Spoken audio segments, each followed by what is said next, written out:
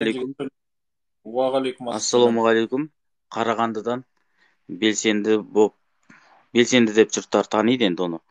Өз маңайымыз ғана. Талай митингіге де шықтық, басқаға да шықтық. Жалпы Фейсбукта болсын, ТикТокта болсын, Инстаграмда болсын, ойбай, көке, сен баста, біз соңынан ереміз деп отырған адамның 100 адам жазса, сізге біреу ғана шығады алаңда. Шын өмірде. 1000 адам жазса, 10-ы баруы мүмкін. Талай көрдік, талай қолымызды қайырып әкеп кеткен. Сондықтан да бұл жердегі отырған қолпаштап отыратын адамдар ол показатель емес. Барудың ше шыны керек, ол ешқандай да көрсеткіш емес. Талай жерде өз мәселемізбен, өз проблемамызбен өзіміз ғана қалып қойғанбыз. Санада Мына революция жасау керек комментарий адам. жазатынның бәрі келмейді дейсіз ғой. Комментарий жазатынның бәрі келмейді. Ең артында өз мәселеңізбен, өз проблемаңызбен, өз штрафыңызбен өзіңіз ғана қаласыз. Өзіңіздің ипотекаңызды өзіңіз ғана төлейсіз. Жұмысыңыздан сізді шығарады. Сонда жаңағы қолпаштап сізді серке қылып ойбай алдыңа түсірген топтың ешқайсысы сізге бір тиын да көмек бермейді. Бұл болған оқиға. Даже таксовать етуге шығып кеткен мен 3-4 жыл. Тоқаевтың алғашқы сайлауында, оның алдында Назарбаевқа қаншама қарсы шығып жүрдік. Сонда машинаңның бір түнде 4 дөңгелегін жарып кетеді біздің система. Болған оқиғаны айтып тұрмын мен сіздерге. Ешкім сондықтан да адамдарға үлкен команда құрып үйрену керек. Сенімді адамдар, ячейкалар жасап үйрену керек. Басқа түгі жоқ. Жаңа партия деп тұр ғой, біз бір жылдары республика деген қозғалыс бастағанбыз. 5-6 бала бірігіп, азаматтар ғой, қыздар да бар, ішінде барлығымыз бар. Әжептәуір сайт аштық, әжептәуір тіркелу жұмыстарын бастадық. Бірақ партия құрмайсыздар ма деп жатқандарға айтамын, партия құратын адамның артында ақша тіреп тұру керек. Құр қызбалықпен, қызуандылықпен, жастық максимализммен партия құрылмайды екен. Оны біз көрдік, 5-6 облысқа да барып көрдік. Ол жерде қаржы керек. Сосын юстицияда ол кезде 40 мың жинау керек болатын қолды. Қазір 20 мыңға түсірді, 5 мың қарастырылып жатыр ғой, ол заң күшіне енген де жоқ. Сіз 20 мың қолды жинап келгенше, жаңағы 20 мың адамның ішіндегі 5-6 адам өмір болған соң ол қайтыс болып кетуі мүмкін, басқасы болуы мүмкін. Сол кезде әділет министрлігі жаңағы тексеретін, ойбай, мына пәлелер өлген адамдарды әкепті дейді, сіздің документтеріңізді қайттан кері қайтарады. Қаламаған партия болсаңыз.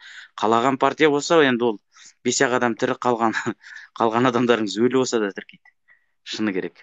Ол бізде елде аса бір қатты өзгерістерді жасау үшін мына билікке, жүйеге толығымен біздің буын келу керек. Қазақша ойлау білетін, қазақша түс көретін буын келу керек. Қазіргі мысалы жаңа Қазақстан деп жатырмыз ғой, жаңасы бар, ескісі бар. Бір ғана Қазақстан бар, ол болды. Мидан осыны шығармау керек. Қазақстан біреу ақ, ескі де емес, жаңа да емес. Сол баяғы топтар жаңасына да келіп алған. Олар басқаша ойлау білмейді, басқаша жұмыс істеу білмейді. Шындап келген кезде. Бір ғана әдісі бар, меңгеріп алған. Жауырды жаба тоқып, мына жағын көрсетіп, мына жағын көрсетпейтін өздерінің бір бетінен ғана бірдеңелерді сылап сипап өтеді. Осы мәселеден арылуымыз керек. Басшылар, мысалы үшін ол Тоқаев, ертең Қарағандыға келеді Тоқаев. Барлығы протокол арқылы болады. Мен сөйлейін десем, ол мен сөйлемеймін уже белгілі. Сөйлетпейді да, мені тақалтпайды да. 200 метр тақалсам қуанатын едім. 100 ба, 200 ба, 500 ба адам кіреді тізім бойынша. Үлкен сарайға кіреміз ғой. Бірақ ол жерде кімнің сөйлейтіні ол бүгіннен бастап белгілі нәрсе. Сондықтан да ондай жерде де сене беруге болмайды.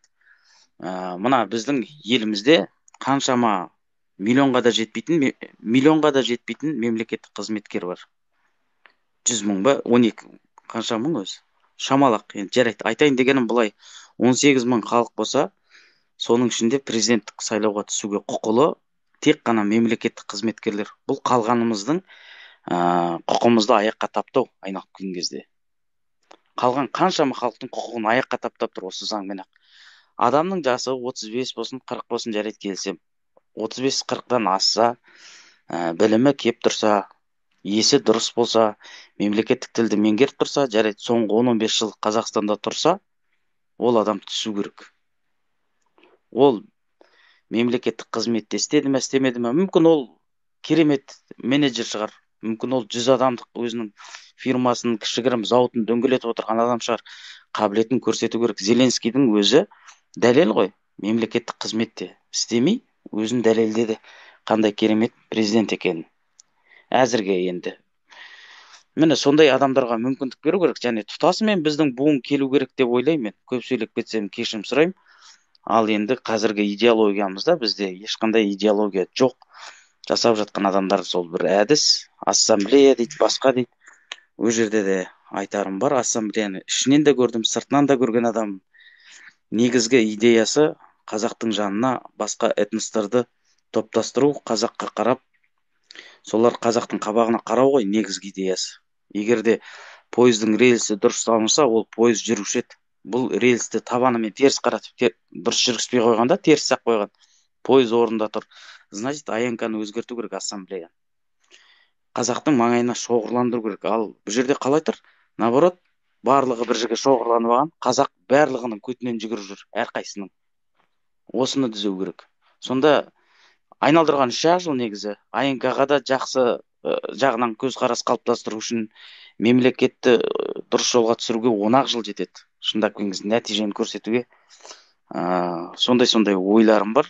Біз ақпараттық майданда, ақпараттық дәрежеде өзімізді кішкене оятып алуымыз керек, халықты. Сол кезде барып адамның соңынан көп адам еру мүмкін. Ал қазір жалаң ұранмен, жалаң немен адам көбеймейді. Талай көргем, шыны керек. Древний Рим оқиғасы, анау қазақ армян оқиғасында да болдым, қаңтар оқиғасында да болдым, біраз оқиғаларда болдым. Дулат Ағаділге де бардық, мысалы. О жақта да алаңда ұсталдық. Азаттыққа да шықтық. Сонда ең артында бізде былай көзқарас. Ойбай Айсұлтан бастасын, немесе ойбай Асыл бастасын дейді ғой. Ол неге? Ол ертең күні туғанда жауапты алатын басқа біреу болуды қалайды біздің халық. Сен жауап беруің керек. Өзі сотталмай, өзі тасада қалатын. Сүйегімізге дейін қорқақтық сіңіп кеткен. Ал негізінде қалай болу керек? Негізінде бір адамды ұстап әкетті ма, немесе қамап тастады ма, қалған 2-ші адам, 3-ші адам, 4-ші, 5-ші адам серке болып шыға алатын болу керек. 10 адам ұстаса 11-ші адам серке болатындай.